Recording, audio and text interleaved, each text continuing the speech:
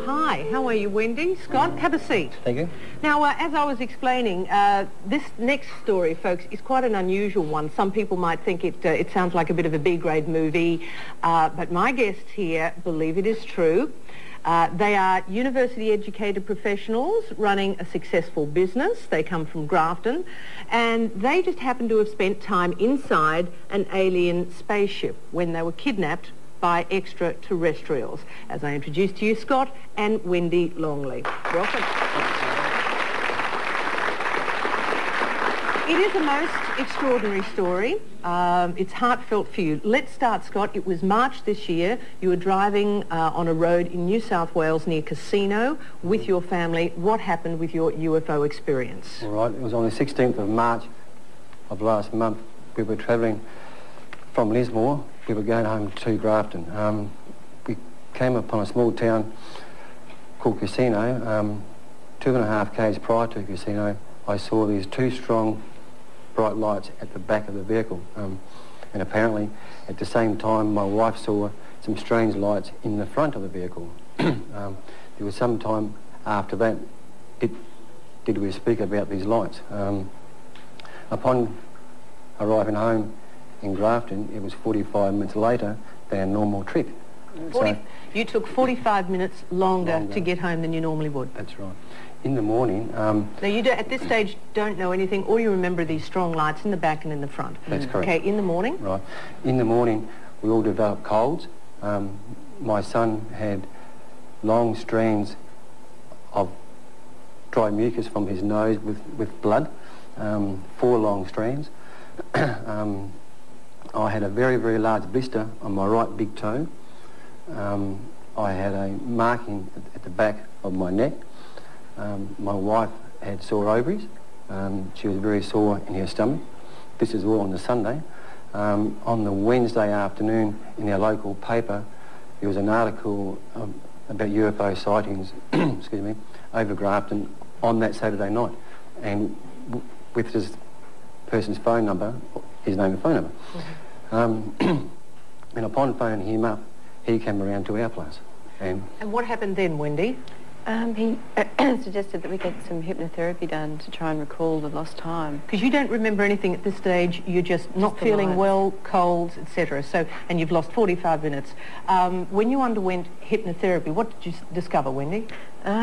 We discovered that we'd been picked up, that the car had been taken to the side of the road, and my husband was taken out of the car by 2 aliens, and then I was taken out of the car by 2 more, and my daughter and I were carried off to a field. Scott was laid down behind the car and had his toe inspected. I'd go to the back of the vehicle. They laid me down on my stomach. They examined. They put something into the back of my neck with a silver-like staple gun. They turned me around. They inserted something into my right big toe. And then all of a sudden I'm in the spacecraft. So you went into the spacecraft. That's right. All this was discovered under hypnotherapy? Under hypnotherapy. So they did tests, experimented on you. What did they look like? All right. You've probably got your norm of your UFOs is your 5 to 6 foot tall UFO. In fact, we've got some photographs. Was it like this? Not so much. The eyes were more horizontal, very similar to that. To me, on the third hypnotherapy, now that one to me is very, very evil. Right? And you actually saw this figure? Yep. Okay, what did the spaceship look like? You went into the spaceship? Right. I went into the spaceship. I went under 3 hypnotherapies, and I went under my 4th this morning to know. That doesn't look like that one? No. Okay. Did it look like this next photograph that we've got coming up? Do you remember the details of the spaceship? Oh, very plainly, yes. Like a cliched saucer, you know, circular and very large and low. Do you remember being in it as well, Wendy? Yeah, I do. And just lying on a table with faces looking over me, and Scott saw the same figures, like hockey mask figures, if you can imagine a hockey mask, and nasty looking equipment. How did they communicate with you? I didn't remember any communication, but Scott was telling me about telepathy. So they communicated telepathically? The first time they spoke to me was outside the vehicle, and they said to me that we're very lucky people, very nice people, and be kind to your neighbour. I think they know that my neighbour and I argue a lot, maybe. And in the spacecraft, they inserted this long rod through my right eye, and they said that you will feel some pain, and I said, no, I'm not, but it was very discomfort. There was a lot of discomfort. They, again, inserted something into my right big toe. And now this photograph we've got up there, explain. All right. The one on the top left, very, very friendly. The one on the top right, he carried us out of the car, or carried me out of the vehicle. The one in the bottom left was the moth type, very friendly. The one in the bottom middle, he inserted the rod into my eye, and the one on the right I call Mr. Ant. Okay. Now, you live in Grafton. That's correct. Have you talked to your friends and family in Grafton about this, Wendy? Some people I have, yeah, and people have been really good actually. Even if they don't maybe believe it fully or accept it, you know, they're pretty good about it. Now, as I explained, you're both university educated, you run a successful business, you're from a respectable country town, you haven't had any mental illness in the family before now, and you're telling us you're abducted by aliens. Have you gained financially from this story? No. Have you sold your story, gained any money whatsoever? No. No. All we want to do is, it is very, very hard to understand and very, very hard to believe what we went through unless you have been through it yourself. What sort of contact have you had with other people about, how many other people do you believe have gone through the same exercise? Many, I think. Many. Because so many people would lose time and perhaps not think to chase it up. Why, Wendy, do you think they chose you? I have no idea. I think my husband apparently has been picked up before throughout his life. Which came out through the hypnotherapy. That's right. And I think I was just along for the ride, last ride. In the second hypnotherapy, it came out when I was 4, 8, 14 and now. And none of those you remember previously? No, none at all.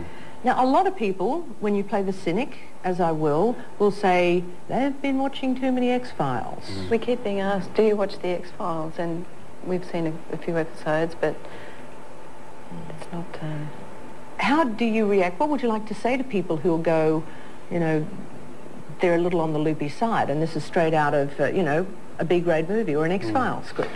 We're not here to gain anything at all. We're only here to tell people what we saw, what we went through as a family, and some will believe, some won't. It doesn't really matter. We just want to tell you, hey, they are out there, and this is what happened to us. Do you believe they mean to harm, or just experiment, or are curious? Under the first 2 hypnotherapies, they were very, very nice. I had no problems at all. They gave me a glass of water, so forth. Under the 3rd hypnotherapy, which I went on Saturday morning, completely different story. They were...